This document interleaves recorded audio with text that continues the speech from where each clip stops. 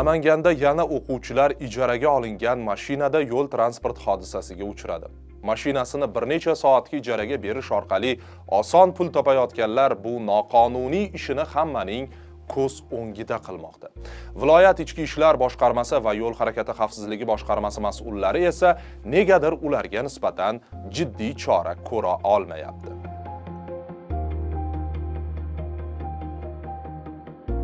Namangandagi navbatdagi maktab o'quvchilari ishtirokidagi avariya 15 aprel kuni sodir bo'lgan.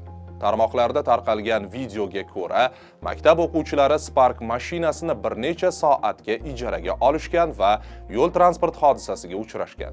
Video lavhada hodisa joyida tez yordam xodimlari yetib borgani, jarohat olgan bolalarga birinchi tibbiy yordam ko'rsatilayotganini ko'rish mumkin. Holatni tasvirga olgan shaxs bolalar mashinani Telegramdagi Namangan Yezda mashina guruhidan ijaraga olganini aytgan va mas'ullardan bunga chora ko'rishni so'ragan. Viloyat yo'l harakati xavfsizligi boshqarmasi axborot xizmati hozircha holat yuzasidan rasmiy axborot bermagan.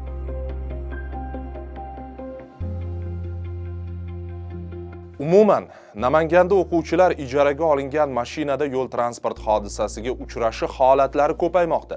Buning oqibatida og'ir tan jarohati olganlar, afsuski halok bo'lgan bolalar bor. Jumladan 2025-yil 2-aprelda Davlatobod tumanida 9-sinf o'quvchilari 220 ming so'mga ijaraga olingan Nexia'da ayanchli yo'l transport hodisasiga uchradi. Avtomobil yuk mashinasi bilan to'qnashgan va o'smirlar og'ir ahvolda shifoxonaga yotqizilgan.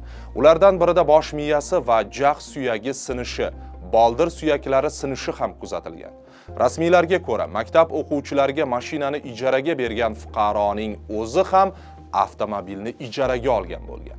Uning o'zi o'quvchilardan ijara uchun 150 ming so'm olgan. O'rtadagi vositachi bo'lgan 11-sinf o'quvchisi esa 70 ming so'm olgan. Avtomobilni ijaraga bergan yigitning otasi va yuk mashinasi haydovchisi jamoatchilikka murojaat qilib, yosh bolalarning ruliga o'tirishiga ruxsat bermaslikni so'ragan. 2024-yil 2-oktyabr kuni esa Namangan shahrida 5 nafar o'quvchi ijaraga olgan Gentra'ni shaharning Marg'ilon ko'chasida katta tezlikda boshqarib, yo'lning qarama-qarshi tomoniga chiqib ketgan. Yo'l o'rtasidagi beton to'siqdan oshib o'tgan mashina yuk mashinasiga borib urilgan. Yo'l transport hodisasi oqibatida 3 nafar o'smir vafot etgan. 2 o'smir og'ir tan jarohati olgan. Gentra egasi mashinani voyaga yetmaganlarga 300 ming so'm evaziga ijaraga bergan.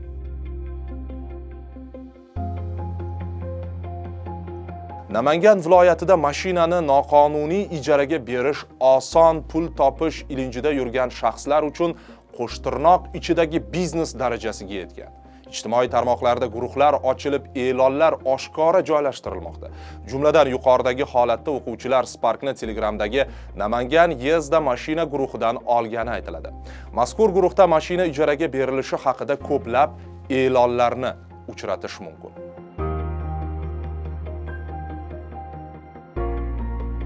Namangan Yezda mashina guruhiga joylashtirilgan e'lonlarda turli rusumdagi avtomashinalarni uchratish mumkin.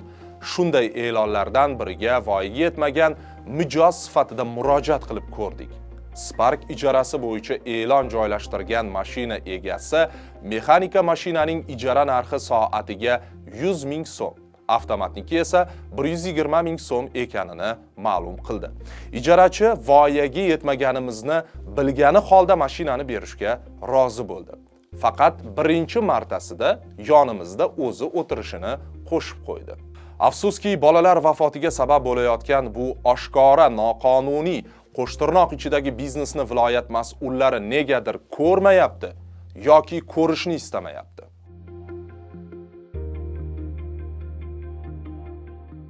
Namanganda bu turdagi biznesning gullab yashnashiga qonunchilikdagi yengillik ham imkon bermoqda. Negaki mashinasini ma'lum bir mablag' evaziga voyaga yetmaganlarga ijaraga berish o'lim oqibatiga olib kelganlik uchun jinoiy javobgarlik belgilanmagan.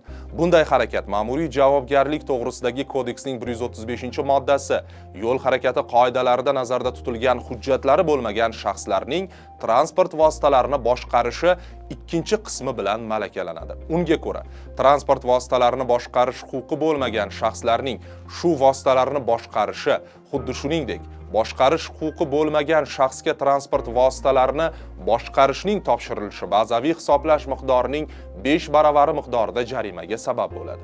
Aslida voyaga yetmagan transport vositasini boshqarishga huquqi ham uquvi ham bo'lmagan bolaga mashinani berib yuborish arzimagan jarima bilan suvdan quruq chiqib ketadigan qilmish emas. Bu qotillikka sharoit yaratishday gap. Namangan viloyati Ichki ishlar boshqarmasi va yo'l harakati xavfsizligi boshqarmasi mas'ullari noqonuniy mashina ijarachilarini to'xtatish bo'yicha jiddiy qadam tashlamas ekan, o'quvchilar o'rtasida bu kabi ayanchli yo'l transport hodisalari yana sodir bo'lishi, pul uchun bolalar hayotini xavf ostiga qo'yayotganlar safi yanada kengayishi mumkin. Xulosa chiqaring.